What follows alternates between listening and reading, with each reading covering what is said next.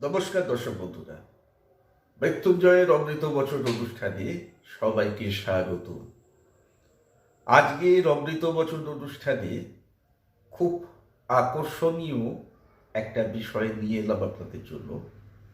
একটা খুব মজার এবং ইজি টেকনিক আপনাদের শেখাতে চলেছি। বিষয়টা কি?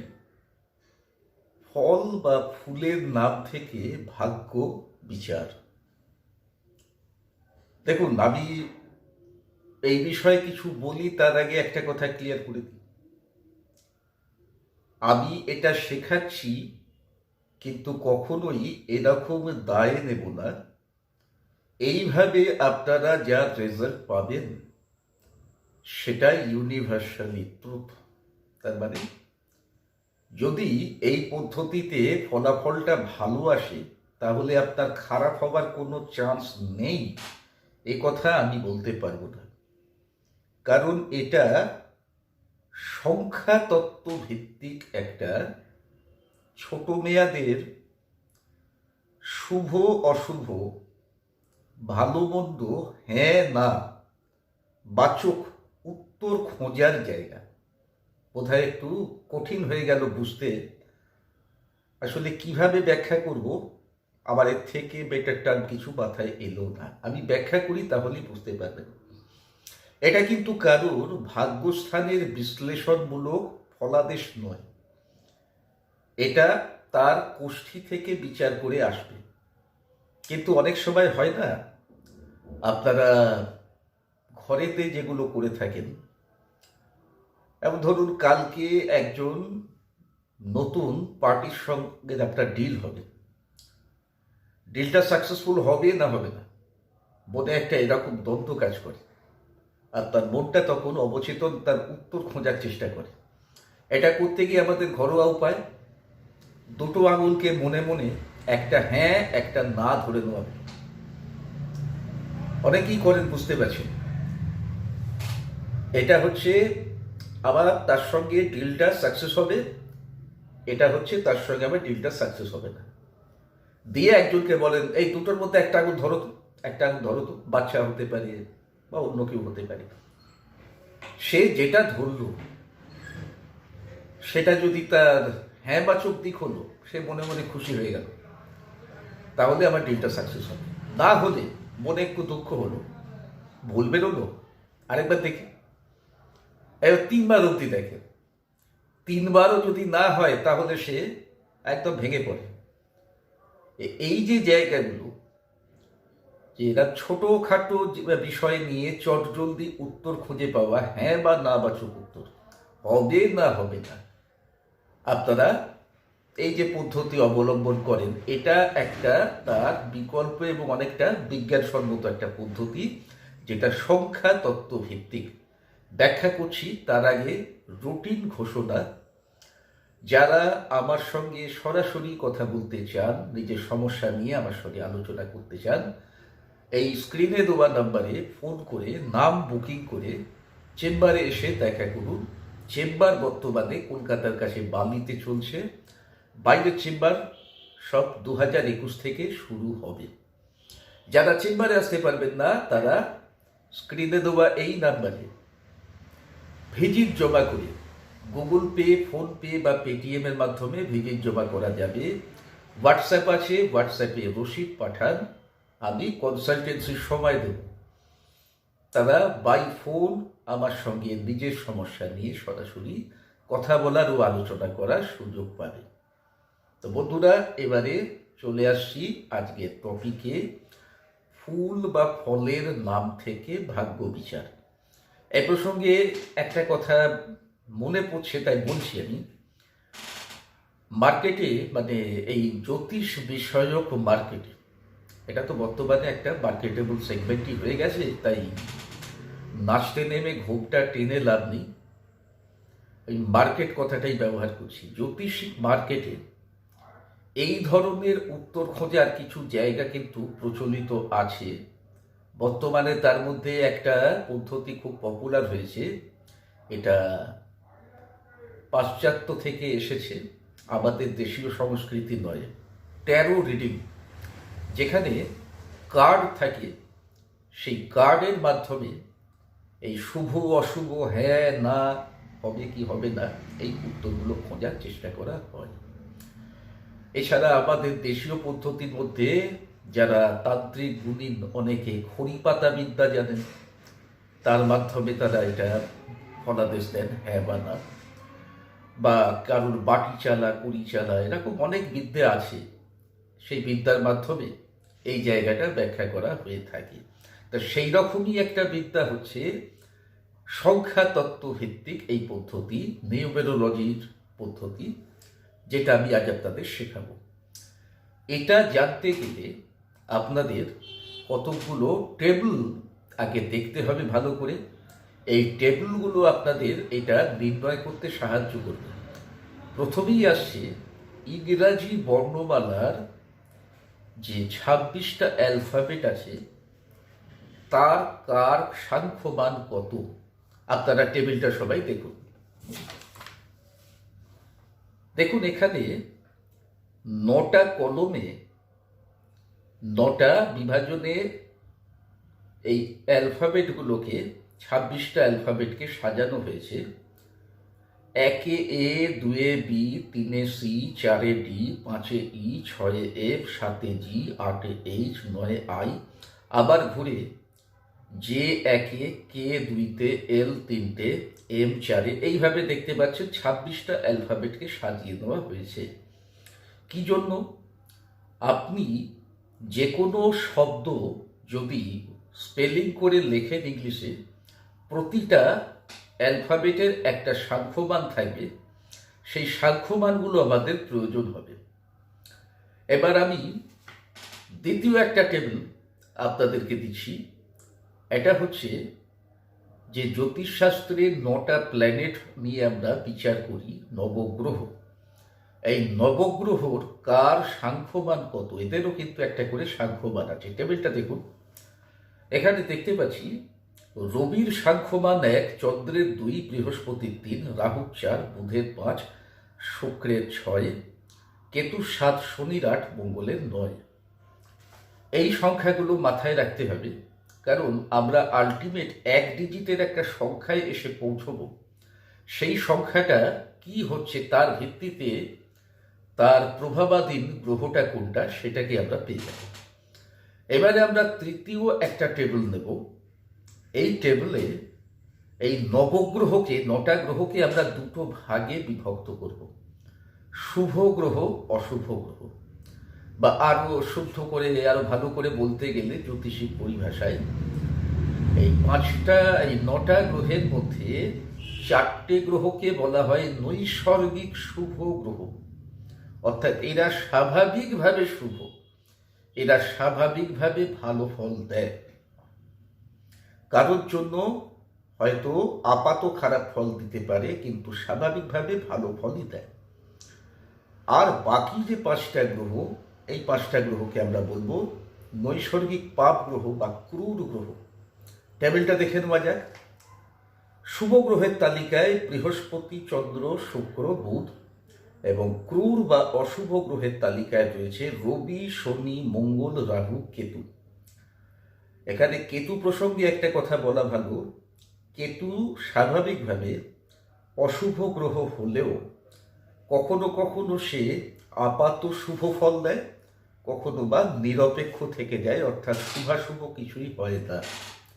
তাহলে প্রকৃতপক্ষে 4টি ক্রূর গ্রহ, 4টি শুভ গ্রহ, একটি নিরপেক্ষ গ্রহ কেতু, নিষ্ক্রিয় গ্রহ। এবারে কিভাবে হবে এই ভাগ্য বিচার? আমি বলেছি যে কোনো বিষয় হতে পারে যার উত্তরটা হ্যাঁ বা না বাচক হবে। অর্থাৎ আপনারা ডিটেলস কিছু শুনতে, জানতে, বুঝতে চাইছেন না, মনে কোনো প্রশ্ন আছে, সেই প্রশ্নটা ফল সঠিক না বেঠিক, বা প্রশ্নটার পরিণামটা কি হবে, ঠিক হবে না ভুল হবে, এরম একটা প্রশ্ন মনে রয়েছে, সেই প্রশ্নের উত্তর খোঁজার চেষ্টা করছে, তখনই কার্যকর হবে এই পদ্ধতি। কেউ যদি এটা ভাবেন আমার আগামী সময়টা কেমন হবে, ভালো না মন্দ, তার জন্য পদ্ধতি আছে, তবে এই পদ্ধতি কার্যকর নয় যথেষ্ট। এটা যথেষ্ট ভালো পদ্ধতি নয়। তা কি করতে হবে? যদি আপনার সামনে কোনো দ্বিতীয় ব্যক্তি উপস্থিত থাকে, তো তাকে, ছোট বাচ্চা হতে পারে, বাচ্চা হলেই ভালো, কারণ বাচ্চা স্বতঃস্ফূর্তভাবে কিছু একটা বলবে, তার মনে অত ঘোরপ্যাঁচ থাকবে না, সে অত কিছু চিন্তা করে কিছু ভাববে না। আপনাকে তাকে বলতে হবে একটা যে কোনো ফুল বা একটা ফলের নাম বলো। ফলটা যে কোনো ফল হতে পারে, ফুলটা যে কোনো ফুল হতে পারে, চট করে বলো, কত ভাবতে হবে না, ভাবাভাবির কিছু নেই, মাথায় যা আসে তাই বলো। একটা ফুলের নাম বলো, একটা ফলের নাম বলো, এনিথিং এলস। যদি একা থেকে কাজটা করতে হয়, অন্য কেউ সাপোর্ট করার না থাকে, নিজের মনকেই নিজে প্রশ্ন করুন, এবং সেক্ষেত্রে কোনো ফ্যাসিনেশন, কোনো প্রেফারেন্স কাজ করবে না, কিছু ভেবে ভাববেন না। অর্থাৎ এটা আমার প্রিয় ফল, এটা আমার অপ্রিয় ফল, এই ফুলটা আমি খুব ভালোবাসি, এই ফুলটা পছন্দ নয়, এরকম কনসেপ্ট কাজ করবে না। মনে প্রশ্নটা আসতেই যে ফুল বা ফলের নাম মাথায় এলো সেটা নিয়ে কাজ করার চেষ্টা করুন। যদি অন্য কারোর জন্য আপনি বিচারটা করেন, তাকেই বলবেন এইভাবে একটা ফুল বা ফলের নাম বলো, কিছু ভেবে বলো না। তোমার কি পছন্দ কি অপছন্দ সেটা এখানে ফ্যাক্টর করছে না, তাৎক্ষণিকভাবে তোমার মাথায় যে নামটা আসছে সেই নামটাই ফ্যাক্টর করছে। আমি বোঝাতে পারলাম? এইভাবে উত্তরদাতা আপনাকে কোনো না কোনো একটা ফুল বা ফলের নাম শোনাবে, বলবে। একটা উদাহরণ নিই, উদাহরণ না দিলে জায়গাটা ব্যাখ্যা করতে পারবো না। আর তারা স্ক্রিনে প্রসেসটা দেখতে থাকুন, আমি ব্যাখ্যা করছি। ধরুন উত্তরদাতা আপনাকে একটা ফলের নাম বলল ম্যাঙ্গো। ম্যাঙ্গো আম, সে আম বলতে পারে, আমের ইংলিশ ম্যাঙ্গো। আপনি ম্যাঙ্গো শব্দটা ক্যাপিটাল লেটারে লিখুন। কিংবা সে বলল কলা, ব্যানানা, শব্দটা ক্যাপিটাল লেটারে লিখুন।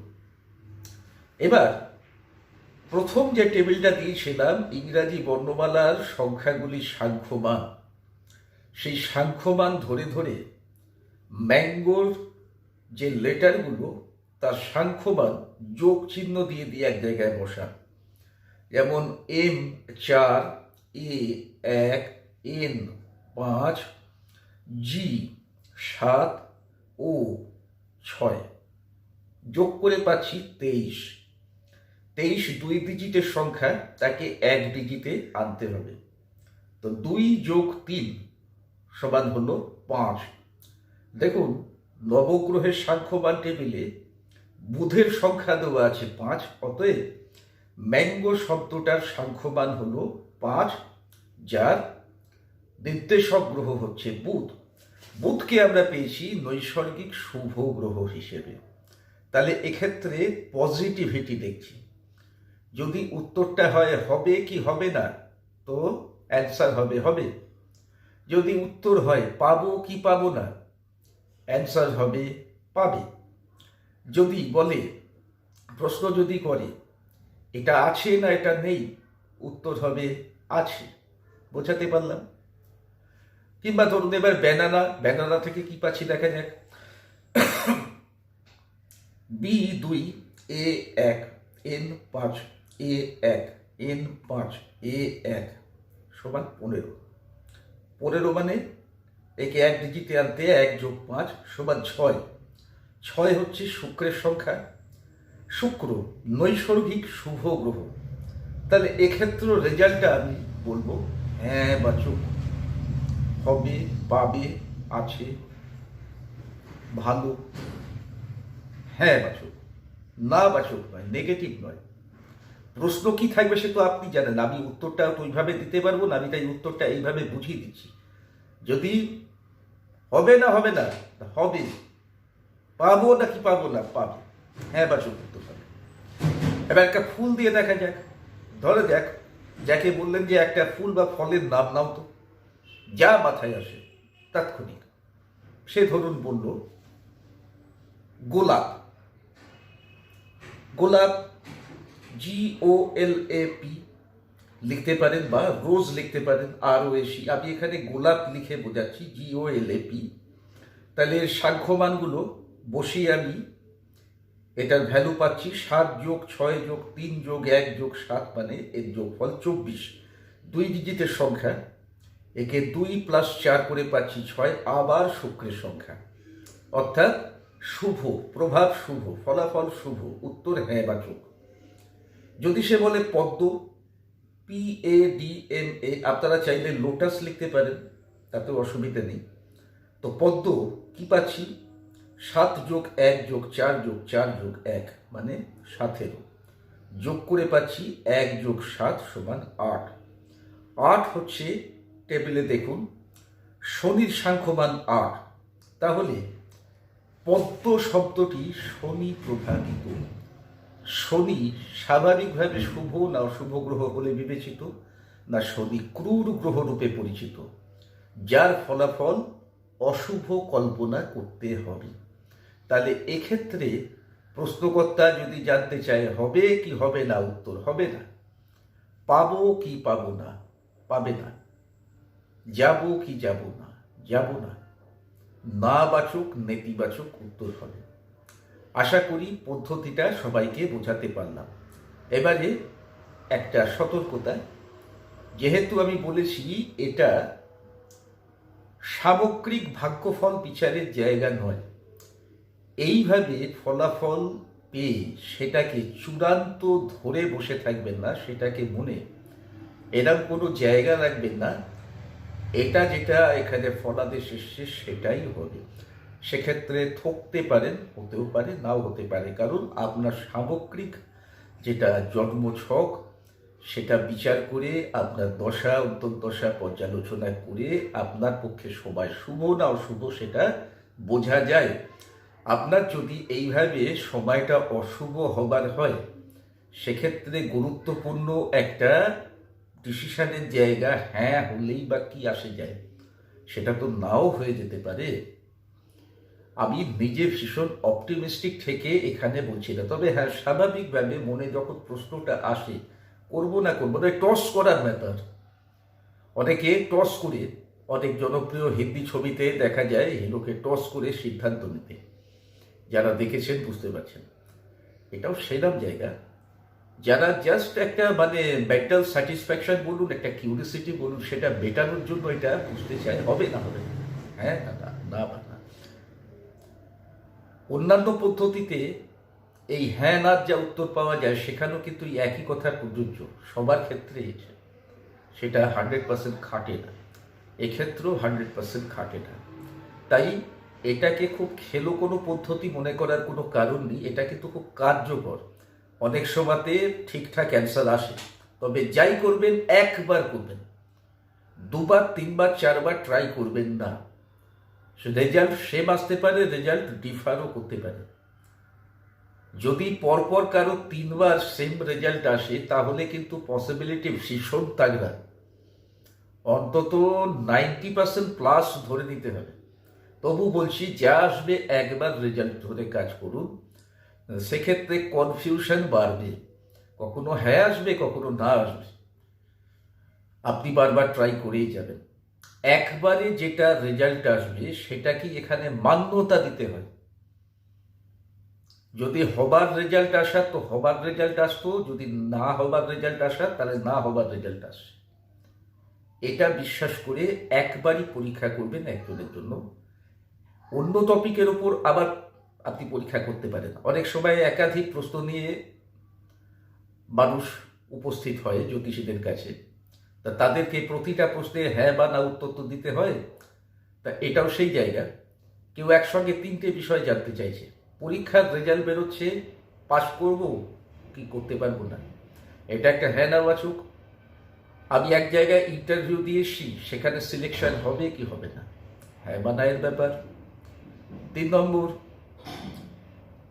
কোনো একটা অন্য ঘটনা, একটা বাইক কিনতে চাইছি, বাইকটা কিনে উঠতে পারবো কি পারবো না, কেন হ্যাঁ বা না বাচক জায়গা। আলাদা আলাদা প্রশ্নের উত্তর খোঁজার জন্য প্রয়োগ করা যেতে পারে, টেস্ট করা যেতে পারে। একই টপিকের উপর একাধিকবার টেস্ট না করাটাই বাঞ্ছনীয়। তো বন্ধুরা, আজকের অনুষ্ঠান এখানে শেষ করব। খুব শীঘ্রই ফিরে আসবো নতুন অনুষ্ঠানে, নতুন কোনো চিত্তাকর্ষক টপিক সঙ্গে নিয়ে। আজকের জন্য এখানেই অনুমতি চাইছি। জয়ের বার্তারা।